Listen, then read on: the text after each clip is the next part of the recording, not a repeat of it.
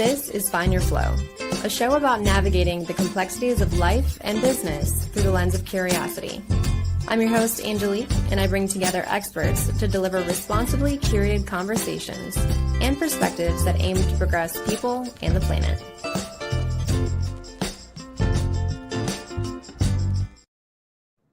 So there's been a really interesting and thought-provoking quote that has been going around the internet, and it's one that really makes you chew on it. It says that alcohol is the only drug where if you don't do it, people assume you have a problem. So while you may have noticed there's this new movement called the sober curious or sober curious living take rise across social media groups, as far as, social groups. And okay, I'm going to start this over because I totally just got tongue tied. Okay. In 3, 2. This is Find Your Flow, a show about navigating the complexities of life and business through the lens of curiosity. I'm your host, Angelique, and I bring together experts to deliver responsibly curated conversations and perspectives that aim to progress people and the planet.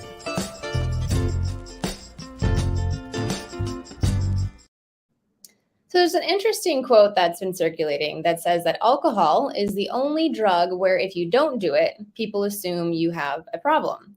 And this comes from a book called The Naked Mind, Alcohol Control by Annie Grace. And many of you may have noticed that there's this new movement called the sober curious living taking rise across social media, social and community groups, and for good reason. People are at a point where they are evaluating their relationship with alcohol on their health, personality, and even other social constructs. So in today's episode with Zero Proof founder Jacqueline Lee, we explore redefining our relationship with alcohol and dive into the transformative world of embracing a zero proof lifestyle.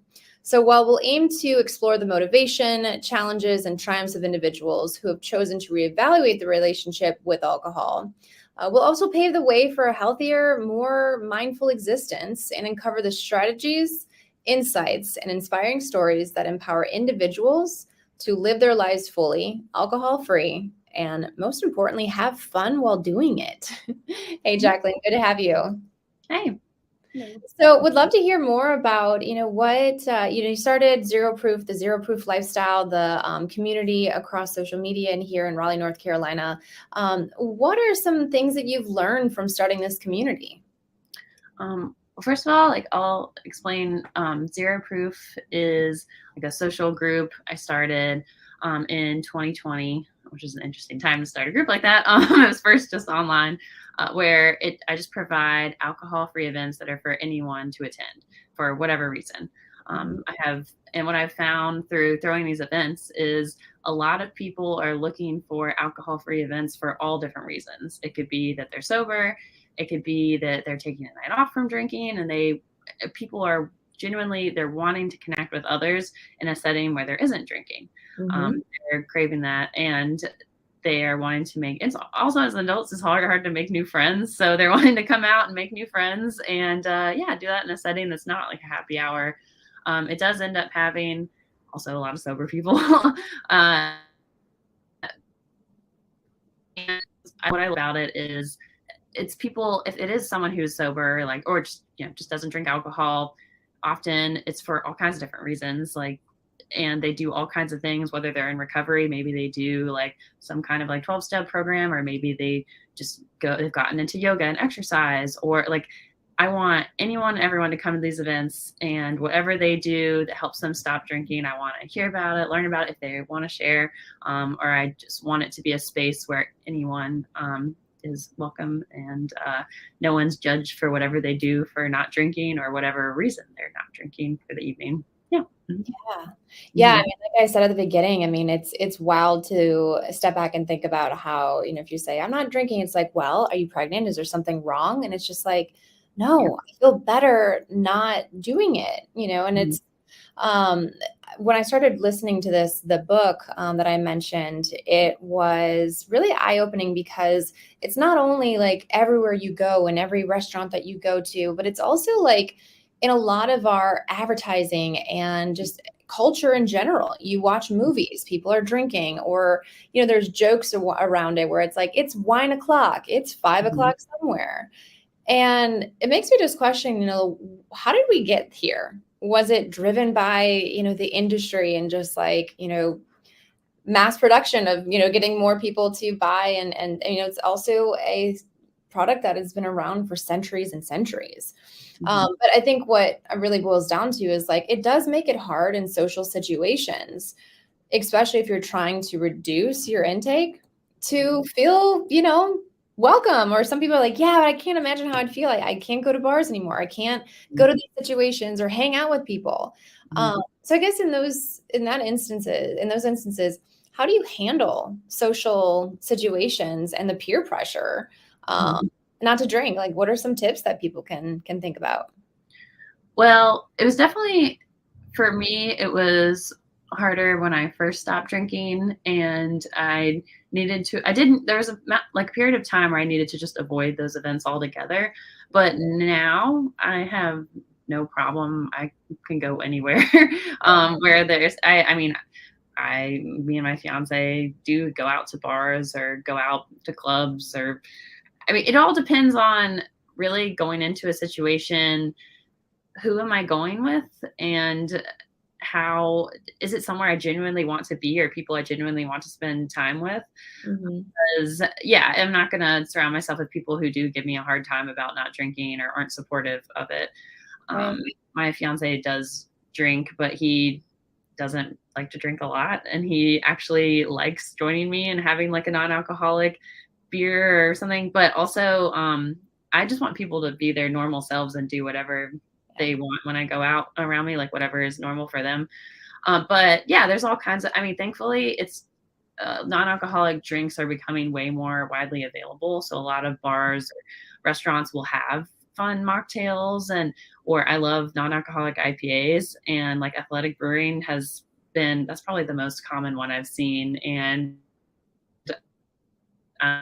all my favorites is in Durham. I can get one of those and have that. And even just having something special to drink that's not just water, honestly, already makes me feel more like part of a social situation. So just, I feel like finding whatever that thing is, that for me, finding whatever drink makes me kind of feel part of, has been helpful. And so that's one thing that's been nice. But let's see. I think that's.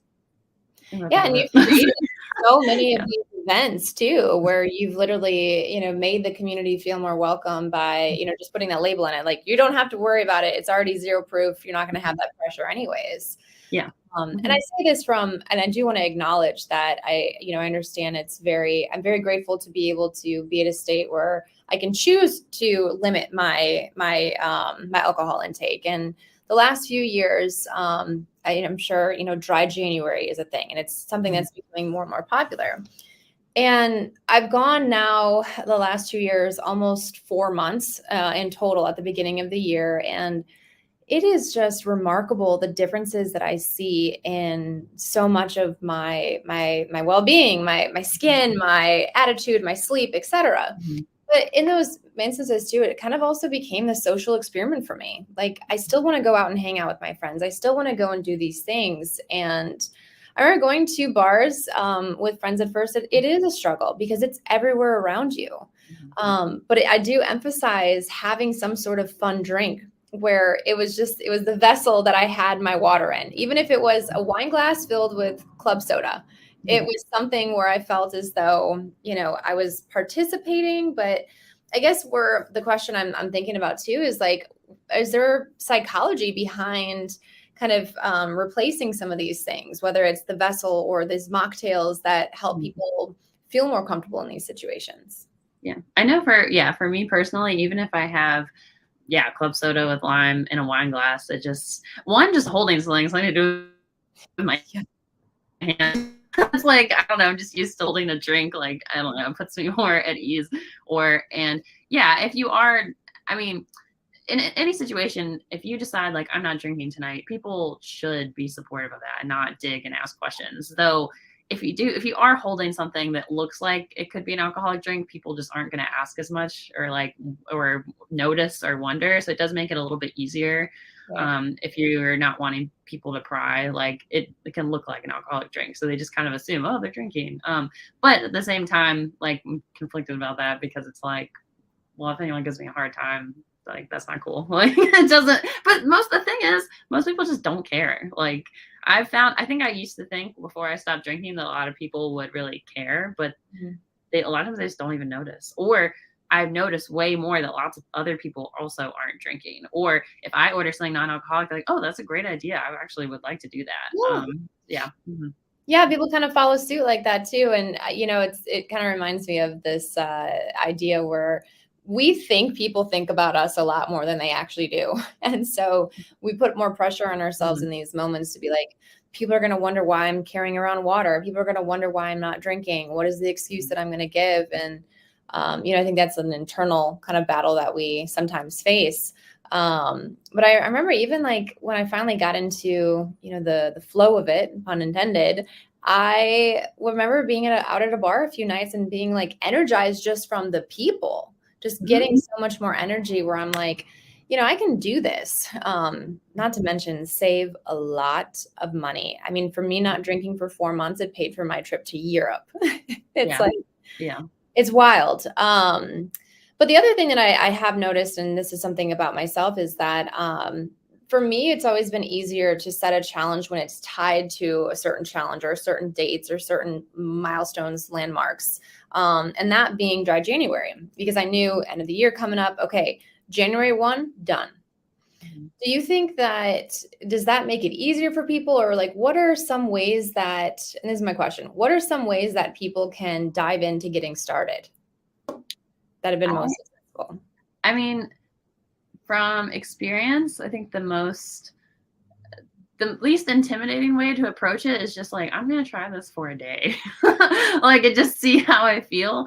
Yeah. Because it depends on the person. Because like for me, sometimes, it also depends on the level of how much someone is drinking. Because if drinking is a little bit more of a problem or out of control, the thought of giving it up completely for good is way too intimidating, way too much, not approachable. So it really just needs to be like a day by day thing.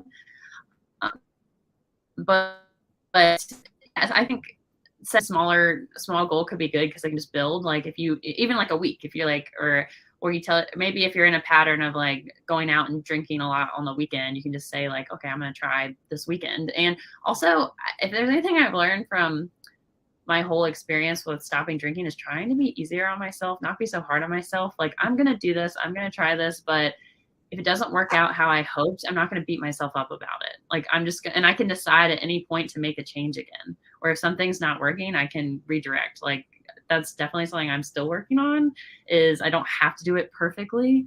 And yeah, try to be a little bit easier on myself.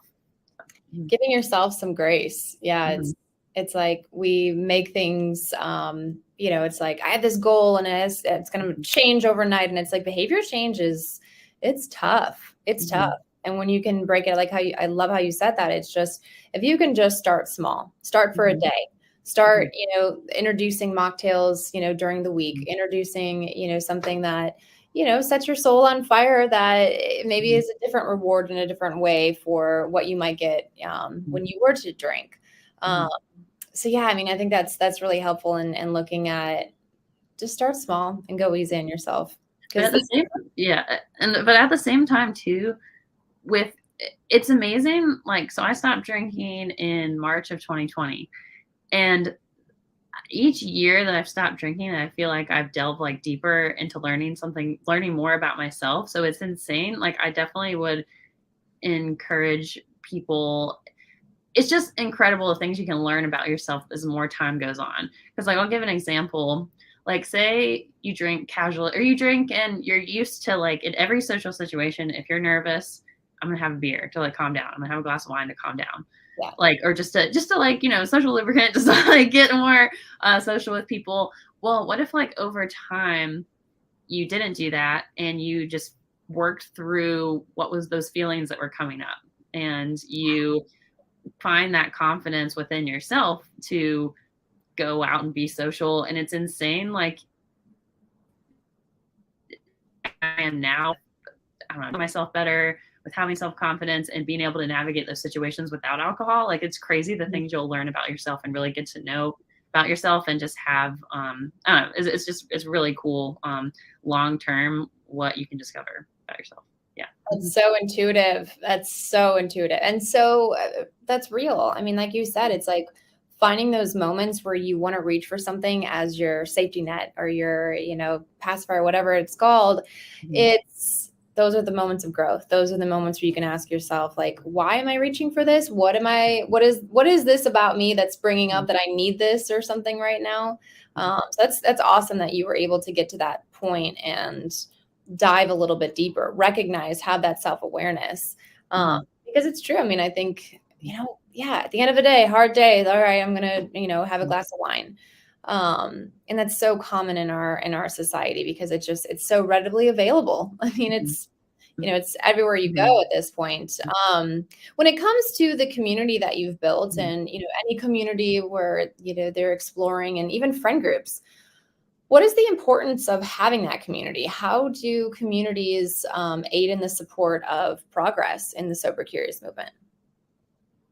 Oh, it definitely, it helps so much to be able to, like, in the world that we're in, where it feels like drinking's everywhere and there's bars everywhere and events always have alcohol. It helps so much to relate with other people who are going through the same thing as, at the beginning when I was going through this. It helped to know that, like, I'm not alone and other people feel the same way. But you can dive into that in so many different ways. Like, if you're more introverted and it's maybe you're worried about coming to like a Zero Proof meetup, that's a lot. There are tons of podcasts and books, like you were talking about, this Naked Mind. I've read that one. Thankfully, there are a lot of modern resources you can have access to just dive into it and read about it on your own time, or come to a Zero Proof event. Or there are even like online communities. Like there's all kinds of them. There's the Luckiest Club. That's an online program. There's also Recovery Elevator. There's a cute one called like Sober Girl Society. I think they have meetups. But anyway, there's stuff everywhere. There's ones geared towards being sober curious, because it does help. It's just nice to know that, like, you're not the only one going through this, and to relate with other people and get tips from other people about how to navigate this. Yes. Yeah. Accountability is so helpful because if you're in the presence of it, it makes it so much harder. But if you have somebody that's like, no, I'm not going to drink either. We don't, it just makes you feel like you have, a partner in this. So I think that's a big part of community. I think it's always helpful to find one in which you feel supportive for your goals.